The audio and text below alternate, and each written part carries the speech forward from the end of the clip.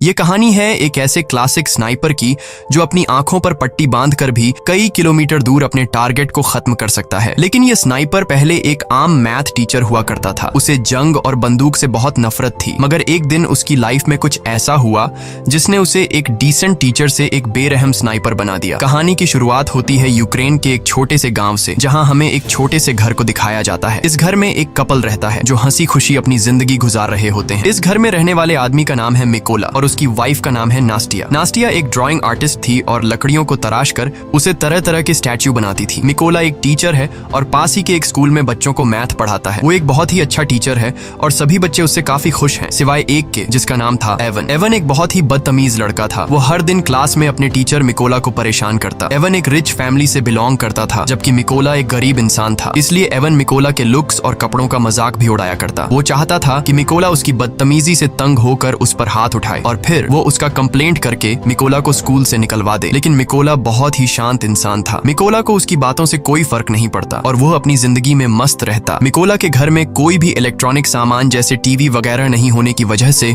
उसे दुनिया की खबर नहीं मिल पाती थी। एक दिन जब मिकोला अपने स्कूल में था, तब उसने टीवी पर एक खबर सुनी कि रशिया ने यूक्रेन पर हमला कर दिया है, जिसमें बहुत से सोल्जर्स मारे गए हैं और रशिया ने यूक्रेन की बहुत सी जगहों पर कब्जा कर लिया है। शाम को जब मिकोला अपने घर आया तो उसे यह बात पता लगी कि उसकी वाइफ प्रेग्नेंट है। ये जानकर उसे बहुत खुशी हुई क्योंकि अब मिकोला फादर बनने वाला था। इन दोनों ने मिलकर इस खुशी को सेलिब्रेट किया। अगले दिन मिकोला अपनी वाइफ को बाय बोलकर स्कूल की तरफ बच्चों को पढ़ाने के लिए अपनी साइकिल पर निकल पड़ा। लेकिन जब वो रास्ते में था तब उसने दो सोल्जर्स को देखा जो सिगरेट जलाकर एक अलग सी वर्दी पहनकर खड़े थे। वो वर्दी किसी यूक्रेनियन सोल्जर्स की बिल्कुल भी नहीं थी, जिससे देखकर उसे कुछ अजीब लगा। लेकिन मिकोला ने सोचा कि शायद सरकार ने सोल्जर्स की वर्दी को चेंज कर दी हो, इसीलिए मिकोला ने उस पर ज्यादा ध्यान नहीं दिया और जल्दी से अपने स्कूल पहुंचा। लेकिन जब वो स्कूल के अंदर आया तो उसने देखा कि पूरा का पूरा स्कूल खाली पड़ा है। कोई एक बच्चा भी स्कूल में नहीं आया। ये देखकर उसे गड़बड़ महसूस हुई। तभी उसने टीवी पर न्यूज देखा जिसमें बताया जा रहा था कि रशिया के सोल्जर्स यूक्रेन पर कब्जा करने के लिए यूक्रेन में घुस चुके हैं। और अब उसे एहसास हुआ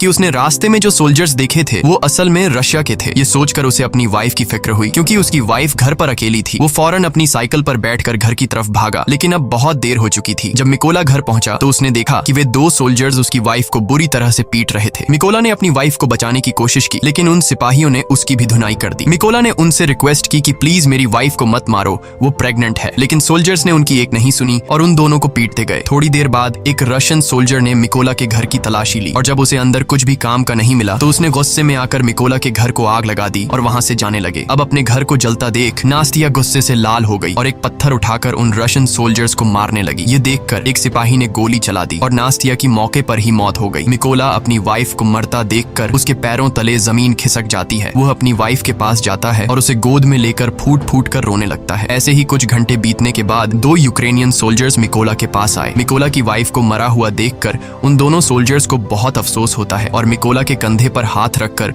उसे हिम्मत न हारने को कहते हैं। उसके बाद उन दो सोल्जर्स ने मिकोला की वाइफ के लिए कब्र खोदना शुरू किया और एक कब्र खोदकर मिकोला से कहते हैं कि तुम यहाँ पर अपनी वाइफ को दफना दो। अपनी वाइफ की मौत के बाद मिकोला पूरी तरह से टूट चुका था। अब वो बिल्कुल अकेला रह चुका था। उन रशियन सोल्जर्स ने न सिर्फ उसकी वाइफ को मार डाला बल्कि मिकोला के आने वाले बच्चे और उसके घर को भी जला दिया। इसलिए अब वो बदले की आग में जल रहा था और उसे हर हाल में उस रशियन सोल्जर को मारना था जिसने उसकी बीवी पर गोली चलाई थी। उस सोल्जर से बदला लेने का एक ही रास्ता था कि वह यूक्रेनियन सोल्जर्स में शामिल हो जाए। इसीलिए वह यहीं पर उन दो सोल्जर से रिक्वेस्ट करता है कि प्लीज मुझे भी अपने साथ ले चलो, मैं भी यूक्रेन आर्मी में शामिल होना चाहता हूँ। इसके बाद वे दोनों सोल्जर्स मिकोला की बात मान लेते हैं और उसे गाड़ी में बैठाकर मिलिट्री बेस ले जाते हैं। जाने से पहले मिकोला अपनी वाइफ के हाथों का बनाया हुआ छोटे से स्टैच्यू को अपने पास रख लेता है जो उसकी वाइफ ने इसकी रक्षा के लिए बनाया था। जब ये लोग मिलिट्री बेस पहुंचते हैं तो वहां उनका सीनियर मिकोला को देखकर उन दो सोल्जर्स पर गुस्सा करने लगता है और मिकोला को फौज में भर्ती करने से मना कर देता है, क्योंकि उनके सीनियर को मिकोला पर शक होने लगता है कि कहीं मिकोला कोई जासूस ना हो। जब सीनियर ने उन दो सोल्जर्स से अच्छी तरह मिकोला के बारे में जानकारी हासिल की और मिकोला ने भी उसे पूरी बात बताई कि किस तरह से रशियन सोल्जर्स ने मेरी वाइफ को बेरहमी से मार दिया और मेरे घर को जला दिया, इसलिए अब मेरे पास जीने की कोई वजह नहीं है। और उसने उस सीनियर को यकीन दिलाया कि वो रशियन सोल्जर को मारकर इस देश को आजाद करना चाहता है। ये सुनकर वह सीनियर मिकोला को यूक्रेनियन आर्मी में भर्ती करने के लिए राजी हो जाता है और अगले दिन से ही उसकी ट्रेनिंग शुरू हो गई। अब चूंकि मिकोला एक आम इंसान था, इसलिए उसे ट्रेनिंग के दौरान काफी मुश्किल हो रही थी। उसने अपनी पूरी जिंदगी मैथ का सब्जेक्ट पढ़ाया था और बंदूकों के बारे में उसे कोई भी जानकारी नहीं थी। जब सभी फौजी बंदूकों को असेंबल कर रहे थे तो उनके मुकाबले में मिकोला काफी स्लो था और वह सबसे आखिर में बंदूक को असेंबल करता है। ये देखकर उस ऑफिसर को लगता है कि मिकोला कभी भी एक अच्छा सोल्जर नहीं बन पाएगा, लेकिन उसने भी हार नहीं मानी और अपनी ट्रेनिंग पर फोकस रखा। एक रात ट्रेनिंग के दौरान मिकोला अपने सीनियर से कहता है कि वह उसे उसके नाम से न बुलाए क्योंकि उसका कोड नेम रेवन है। ये सुनकर सभी उस पर हंसने लगे और सीनियर ने उसे बताया कि कोड नेम इतनी आसानी से नहीं मिलता, उसके लिए सोल्जर को देश के लिए कोई बड़ा कारनामा करना पड़ता है। मिकोला ने इन बातों को नेगेटिव नहीं लिया और वह और ज्यादा मेहनत करने लगा। रात को जब सभी सिपाही सो रहे होते थे तो तब भी मिकोला चीजों को सीखने की प्रैक्टिस करता। एक दिन सीनियर सभी सोल्जर्स को बताता है कि हमारे पास स्नाइपर्स की कमी है और हमें इस नंबर को बढ़ाना होगा ताकि हम रशियंस का मुकाबला कर सकें। यहाँ सीनियर सभी से पूछता है कि तुम में से कितने लोग स्नाइपर बनना चाहते हो। ये सुनकर कुछ लोग खड़े होते हैं और उन लोगों के बीच मिकोला भी होता है क्योंकि वह भी एक स्नाइपर बनना चाहता था। मिकोला को देखकर सभी सोल्जर्स हंसने लगे। मिकोला को देखकर उसका सीनियर उससे कहता है कि तुम अभी एक स्नाइपर बनने के लिए तैयार नहीं हो, तुम तो एक गन को असेंबल और डीअसेंबल भी अच्छी तरह से नहीं कर पाते, तो स्नाइपर बनना तो दूर की बात है। इस पर मिकोला कहता है कि मैं एक अच्छा स्नाइपर बन सकता हूँ, मुझे खुद को साबित करने के लिए सिर्फ एक मौका चाहिए। ये सुनकर सीनियर मिकोला से कहता है कि ठीक है, ये लो, तुम्हें इस बंदूक को सिर्फ 20 सेकंड के अंदर असेंबल करना होगा। अब खुद को साबित करने के लिए मिकोला अपनी आंखों पर पट्टी बांध लेता है और फटाफट से गन को खोलकर उसे दोबारा से जोड़ देता है और इस काम को करने में उसे सिर्फ 18 सेकंड लगे। मिकोला की फुर्ती को देखकर सभी हैरान रह जाते हैं। जो लोग पहले उस पर हंस रहे थे अब वे मिकोला के लिए तालियां बजाने लगे। वह सीनियर भी मिकोला से इंप्रेस हुआ और अब उसकी काबिलियत को देखकर उसे भी स्नाइपर ट्रेनिंग में शामिल कर लिया जाता है। ट्रेनिंग के दौरान मिकोला को एक पुराने मॉडल की गन पकड़ा दी जाती है जबकि बाकी लोगों को नए मॉडर्न वेपन्स दिए जाते हैं। ये देखकर मिकोला भी मॉडर्न वेपन्स की डिमांड करता है, जिस पर वहाँ का सीनियर उसे कहता है कि अगर तुम्हें वह गन चाहिए तो तुम्हें खुद को साबित करना होगा। अब मिकोला के पास कोई और ऑप्शन नहीं था, इसलिए उसे जो मिला वह लेकर वहाँ से निकल गया। ट्रेनिंग के दौरान सीनियर सबको बताता है कि एक स्नाइपर के सामने चाहे कोई भी सिचुएशन क्यों ना आ जाए, लेकिन वो अपनी जगह से 1 इंच भी नहीं हिलता और अपने टारगेट पर निशाना बनाकर रखता है। इसकी प्रैक्टिस के लिए सीनियर सभी के पास गोलियां चलाता है और जो भी स्नाइपर अपनी पोजीशन से हिलता है उसे इस ट्रेनिंग से बाहर कर दिया जाता है। लेकिन जब मिकोला की बारी आती है तो वो अपनी जगह से जरा भी नहीं हिलता और अपना निशाना बनाकर रखता है और इस तरह से मिकोला इस ट्रेनिंग में पास हो जाता है। अगली ट्रेनिंग में स्नाइपर को उनका टारगेट सिर्फ एक बार दिखाया जाता है और फिर उनकी आंखों को ब्लैक बोर्ड से ढक दिया जाता है। इस दौरान उन्हें अंदाजा लगाकर अपने टारगेट को शूट करना होता है। बाकी सोल्जर्स में से कुछ सोल्जर इस टेस्ट को पास कर लेते हैं, लेकिन जब मिकोला की बारी आती है तो उसका निशाना थोड़ा सा चूक जाता है और मिकोला इस टेस्ट में फेल हो जाता है क्योंकि उसके पास जो बंदूक थी वह काफी पुरानी थी और उससे बिल्कुल परफेक्ट निशाना लगाना बहुत मुश्किल था। मगर सबको पता था कि अगर मिकोला को नई बंदूक दी जाती तो वह निशाना बिल्कुल परफेक्ट लगा लेता। अगली ट्रेनिंग उन स्नाइपर्स के लिए और मुश्किल थी क्योंकि उन्हें फ्लेयर की रोशनी में अपने टारगेट को शूट करना था और वह भी रात के अंधेरे में। यहाँ सीनियर ने फ्लेयर छोड़ी और सभी ने अपना निशाना लगाया, लेकिन कोई भी टारगेट को हिट नहीं कर सका। बाकी सबने तो गोली चला दी थी। अब यहाँ सिर्फ मिकोला ने गोली नहीं चलाई।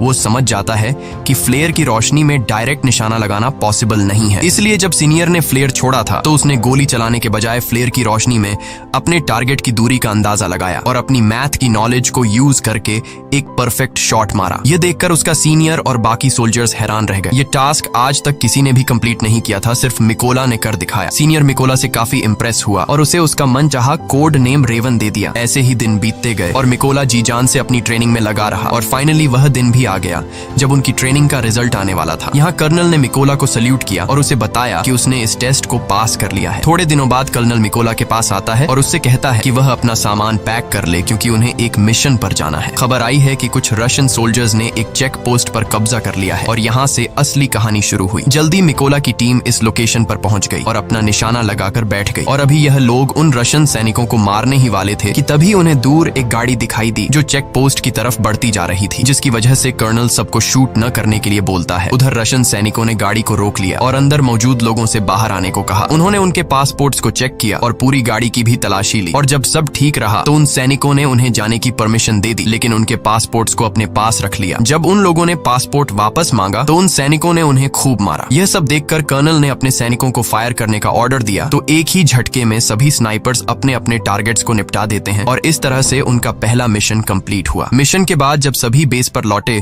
तो मिकोला ने देखा कि उसके बहुत से साथी बेस पर मौजूद नहीं हैं। वो परेशान हुआ कि आखिर सब कहां चले गए। जब उसने पूछा कि मेरे बाकी साथी कहां हैं तो उसे बताया गया कि उसके बाकी साथियों को एक दूसरे मिशन पर भेजा गया है। अगले दिन मिकोला को खबर लगी कि जिस मिशन पर उसके साथी गए थे उस मिशन के दौरान उसके बहुत से साथी मारे गए हैं और उन सभी लोगों को एक रशियन स्नाइपर ने मारा है। उस स्नाइपर का नाम सीरी था और वह रशिया का सबसे बेहतरीन स्नाइपर था। ऐसे ही कुछ दिन बीत गए और मिकोला अपने साथियों के साथ अपने अगले मिशन पर निकल गया। लोकेशन पर पहुंचकर उन्होंने चारों तरफ माइंस बिछा दी और अपनी पोजीशन लेकर बैठ गए। थोड़ी देर बाद रशियन सैनिक वहां पहुंच गए और उन सैनिकों के साथ एवन भी था। एवन वही लड़का था जो स्कूल में मिकोला को परेशान किया करता था और अब उसने रशियन आर्मी ज्वाइन कर ली थी। लेकिन जैसे ही कर्नल शूट करने का ऑर्डर देता है तब मिकोला थोड़ा सा घबरा गया क्योंकि वह अपने स्टूडेंट को नहीं मारना चाहता था। लेकिन फिर मिकोला अपने जज्बात को साइड पर रखकर वहां रखे लैंड माइंस को शूट करता है तो वहां एक जोरदार धमाका होता है जिससे इवन समेत सभी रशियन सोल्जर्स मारे जाते हैं।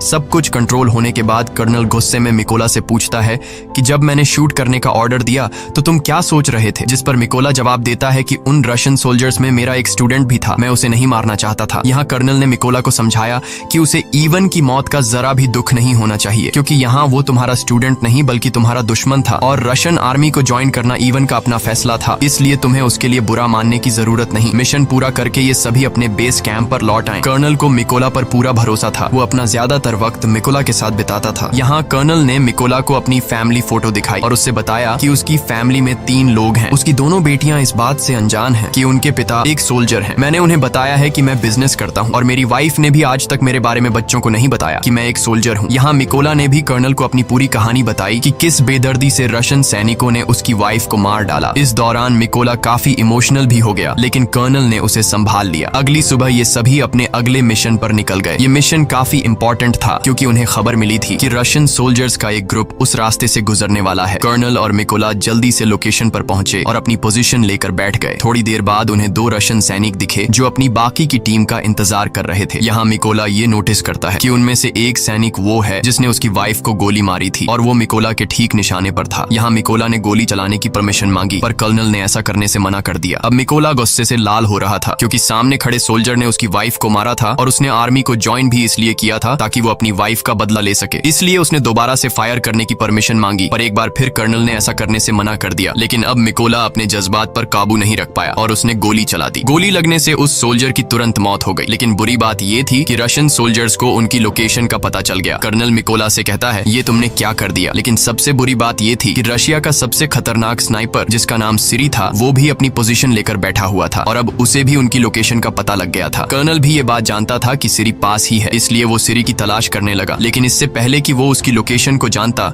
सीरी ने उसे एक हेडशॉट दे दिया और कर्नल की मौके पर ही मौत हो गई। अब मिकोला को समझ आया कि उसने कितनी बड़ी गलती कर दी है। उसकी गलती की वजह से कर्नल की जान चली गई। मिकोला को पता लगा कि रशियंस को उनकी लोकेशन का पता लग चुका है। उधर रशियन सोल्जर्स ने भी मिकोला के ऊपर जोरदार फायरिंग और बमबारी शुरू कर दी। अब बिगड़ते हालात को देखते हुए मिकोला ने पीछे हटने का फैसला किया। उसने कर्नल की बॉडी उठाई और अपनी पोजीशन से पीछे आने लगा। जल्दी वो दुश्मनों के इलाके से बाहर आ गया और सीधा अपने बेस पर पहुंचा। मिकोला को कर्नल की मौत का काफी अफसोस था और वो खुद को उसका जिम्मेदार ठहरा रहा था। यहाँ उसने कसम खाई कि वो सीरी को जान से मार देगा और कर्नल की मौत का बदला लेगा। जल्दी मिकोला को 2 रशियन स्नाइपर्स की खबर मिली और वो फौरन अपने अगले मिशन पर निकल गया। वो अपनी लोकेशन पर पहुंचा और अपना निशाना लगाकर बैठ गया। जल्द ही उसने स्नाइपर को मार गिराया पर उस स्नाइपर को मारते दौरान एक दूसरे स्नाइपर ने मिकोला को बाजू पर गोली मार दी थी। लेकिन उसने हार नहीं मानी और जैसे तैसे करके उस दूसरे स्नाइपर को भी मार गिराया। अब चूंकि वो काफी घायल था इसलिए वो एक सीक्रेट बेस पर चला गया और अपनी बॉडी को थोड़ा आराम देने लगा। इस दौरान उसे आर्मी के मेजर का कॉल आया और उसने मिकोला को बताया कि हमने उस स्नाइपर का पता लगा लिया है जिसने कर्नल को मारा था। उसके बाद मिकोला अपने बेस पर पहुंचा और यहाँ मेजर सभी को स्नाइपर के बारे में बताने लगा। मेजर बताता है कि उस स्नाइपर का नाम सीरी है और वो रशिया का सबसे बेहतरीन स्नाइपर है।